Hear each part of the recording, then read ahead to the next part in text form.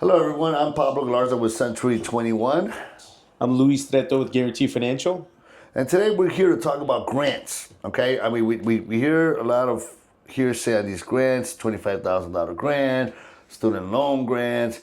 And, you got everyone and their Correct. mother talking about it and putting it out there. Yes. But there's a couple of catches. And Yeah. the bait and switch is something we've been hearing a lot of. And we want to go ahead and go in a little bit more detail. Yeah. So unfortunately, with a lot of these grants, you see a lot of posts on social media. What you don't see is the fine print of what applies to these grants, right? So a lot of times it's like it's free money. You can buy a house, 25,000, this and that. But there's a lot of restrictions, a lot of red tape behind it. And at the end of the day, you do come across where a buyer gets sidetracked the day of the closing. They didn't know that they can't refinance and have to pay it back in 5 years if they do so. They didn't know it was a second lien, and they have to make a mortgage payment on the second lien. So what we do is we eliminate all that stuff by being very transparent with the grants that we Right. offer. Right. Yeah. One of the things I've noticed, as soon as they come out, like you go on Facebook and every single day, oh, Absolutely. 25,000, we got the but people don't notice is that up to 25,000. In most cases, depending on the volume, right, you're going to see maybe 10 grand or Yeah. 7 grand. And then I think when you and I were talking about it, and when we see in a lot of these HUDs, for the exception of one or two guys that I work with myself that are Right. phenomenal, they try to max out the cost to meet the credit. How does that Yeah, work? so I've seen that too. We do have people that actually close with these grants. Once we look at the master statement, the final CD, you'll notice that they'll get like a $7,000 IDA grant, right? Right. But out of the $7,000, they're getting charged $4,200 in lending fees. And Right. it's like, yeah, they're giving you the seven, but they're charging you 42, 4,100. You're left over with peanuts, right? You're Right. not left over with the 7 grand. So what happens is that in the event that you refinance or you sell the house within the first 5 years, you have to pay back the full seven. So at the end of the day, you're putting more money in your loan officer's pocket, right? Because the fees go up because it's free money. Right, right. Yeah. I mean, I've been blessed to work out with great loan officers that I know some of them use that and they're really good at getting those crunches. But the majority is like, hey, look, you got all this credit. Let's use it. We don't Yeah. want them going. You can't go home with it, so we're gonna put all these costs on top. Right. And then Yeah. or they'll bait you and say, oh look, yeah, we got these grants. Oh, sorry, you don't qualify, but we're gonna do something Yeah. else for you. Yeah, I see it all the time. It's like, hey, we're gonna go with this lender because they're giving me 75. And then it's like, hey, they told me I didn't qualify, but I already paid for the appraisal. So I'm just gonna stay here Right. and go with them. Right, yeah, And we see it all the time. We call right? that bait and switch. Absolutely. So we see so much of it. But then, we talk about your grants and what you have available. And I try to talk to my team as well. Yeah. Let's understand the difference here. And go ahead and tell Yeah, us. so we currently have one grant available. First-time home buyers, single-family, condo, townhouse. Basically, your buyer will come to the table with 1% of as a loan amount, right? 1% of the sales price, and we will give you 2% of the sales price as a grant. So, for example, let's say on a $300,000 loan, 1% is $3,000 coming from the buyer. 2% would be $6,000, and that's the money that we're giving you at closing as a grant. Right. Now, the difference between our grant and IDA and Cook County down payment assistance and all that jazz is that we don't charge upfront fees to eat up that money. Right. If we give you 6 grand, we're giving you 6 grand. So that's going to be allocated towards your general closing costs. The other beauty is that you don't pay that money back. So Right. let's say you win the lottery, you pay off the mortgage in 2 months, you don't pay that back. Man, Rates drop, you want to refinance, you don't pay that back. It's forgivable at closing. What I love to see is when I saw you at times like, listen, here's what I could do for you. And you give the option. Like I could give you a better rate, or I'll give you more closing at more credit at closing. So you don't have to come in with that. What would you prefer to have in the long run? And I love that option. Exactly. Hey, what Yeah. do you want to do? It all depends Yeah. on your situation. It's the way that we do business at Guarantee Financial. We give the buyer the option of going to option A, option B, option C, right? That way, if the buyers want to use that $6,000 grant to buy down the rate or do a 2-1 buy down and get a temporary lower rate for the first 2 years, that's what they want to do. but we're not going to inflate our fees just because there's free money on the table. You know what I mean? Right, So knowing how to yeah, maneuver is yeah. something that's hard to find. You know, like I know we run into. I got a closing today, and went to the lender's like, "Hey, we're short $3,500." I'm like, "How are you gonna be short $3,500 at closing when you Exactly. did the?" And you Yeah. know, you run into, man, thank God I don't have to deal with that crap Yeah. because you know I like to deal with the whales. Yeah. And making sure that we don't run into those issues. So seeing it out there Yeah. and I know a lot of agents are seeing a lot of it. And you know, they start off 5 deals, and of the 5 deals, they close 1 or 2 because they run into this uncertainty, you know, coming Exactly. I from the mean, lending you got to side. work with somebody that knows what they're doing as far as grants. I mean, there's so many out there, but I feel like if you do the bait and switch, and you know, you're referring your clients to this lender, and the client's thinking, hey, I'm getting $8,000, $9,000, but somehow, some way, they're still coming to the table with $5,500. I mean, that's a really bad taste in their mouth, and that's a reflection of the realtor that sent that referral. Right, So right.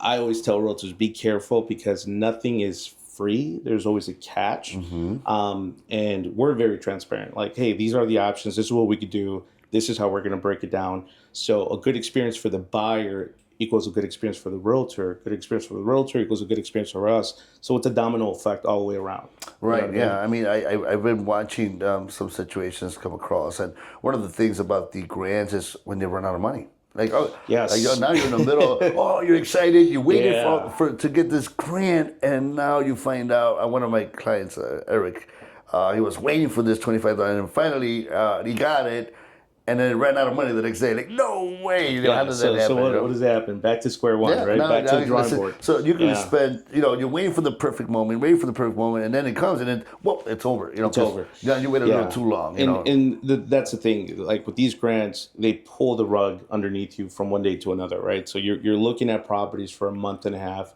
and it's like, hey, I'm counting on this grant, and I think they announced it like on a Wednesday. Hey, funds are gone. yeah, So yeah. that's it. And That's when I it. notice yours, when you don't have many grants, but you have movement, Yes. tell me a little bit about that movement. So the banks that we work with, you know, they're not going to take the grants or the programs from one day to another. They'll give us a month and a half notice. So it's like, hey, all deals need to be submitted by so and so date to still qualify for this grant, right? So then we then relate that information to our realtors. Hey, Mr. and Mrs. Jones, we got to get them under contract because we're banking on the fact that we're going to give them a 2% lender credit to offset some of their closing costs, but we need to submit the file by so and so date. So it gives you more than enough time to get your client under contract, figure things out. Whereas the Cook County grant is like, we're done. Yeah, Money's that's it. done. Yep, That's yep. it. That's it. But you have to be under contract and secure those funds in order to Exactly. get. I mean, you better close. You better close. So with the Cook County grant, you saw it, social media posts, and then from one day to another, everybody updated their posts to remove those posts like nothing happened. You know what I mean? So that's one of the things that I'm talking about. We want to make sure that whatever grants that we offer, we're going to push through, but at the same time, grants come and go. So we want to make sure that we give everybody a way advance notice Right. about, hey, we're going to eliminate this grant. So But and even so date. without the grants, I mean, you've come across situations like, look, I could do this, I can maneuver Yeah. here, you know, with the credits and stuff like that, Absolutely. and make things possible, which is something that I haven't seen from many lenders. Of course, I mean, I've limited amount of lenders that I work with because I mean you, Dan Rogers, so you guys are all great, and I love the focusing on the client and not have to worry that the lending part of it is not going to come through. I think right now we were Yeah. knocking on wood. We have 100% Yeah, closing ratio. absolutely. We're very excited about that. I know that sometimes we get very busy and stuff like Right, that, right. but I tell everybody, hey, did he ask for an extension? Did he ask for it? And then what is the problem, right? Because at the end of the day, we get the Yeah, job we still done. close on time. We Yeah, still and it's close before important. And then later on, it's like vacation, right? When I go on Yeah. vacation, I don't really feel as like that, Yeah. like, as good as it does when 6 months from now you remember that vacation. Like, man, that was such a good vacation. I should have done a little bit more. And same thing with this experience. You know, you go in like, oh, you know, I think this and that. And then when you later on, like, wow, you hear all the stories and you say, wow, I think I had it great. And I think Yeah. at the end of the day, that's where we're at. Is that we're trying to make sure that clients understand and they're educated Yeah. on how grants work and are. You know, what is bait and switch? Exactly. And what happens when the funds run out? And I'm happy that we don't run into that. But I want to kind of elaborate why we don't run into that, right? Yeah, I mean, as a mortgage broker, we have a lot of leverage on pricing, right? So what happens is that when you're working at a mortgage bank or working at another lender, they make their commission on the rate. So the higher the rate, the bigger the commission. The lower the rate, the less the commission. Right. So as a broker, our commission is set already in stone. So if I give a client a higher rate, my commission doesn't change. It stays the same. Right. However, if I give a client a higher rate, there's more money to give. We don't keep that. We give that to the buyer as a lender credit to help them offset the cost. So I had a client, they qualified for a 6.5. I think the lender credit was like $450. They were running into a cash to close situation where they didn't have a lot of funds in the bank. But if I gave them a rate of 7.1, I was able to give them a lender credit of 2.5% just by giving them a slightly higher rate. The difference in payment from option A, option B was about $80 a month. But the difference in lender credit was $450 compared to $7,300. No, nice, yeah. So it's like those are the situations that we work with, situation, right? And that's an FHA deal. We could refinance 6-7 months down the line, but we were able to get them into the property with a big lender credit that they didn't expect. But that's just the way that we maneuver these scenarios to make it happen. And those are options I'd rather have and not need than need and not have. Exactly. Right? And that's the difference of when I talk about working with the whales. You know, you think outside the box.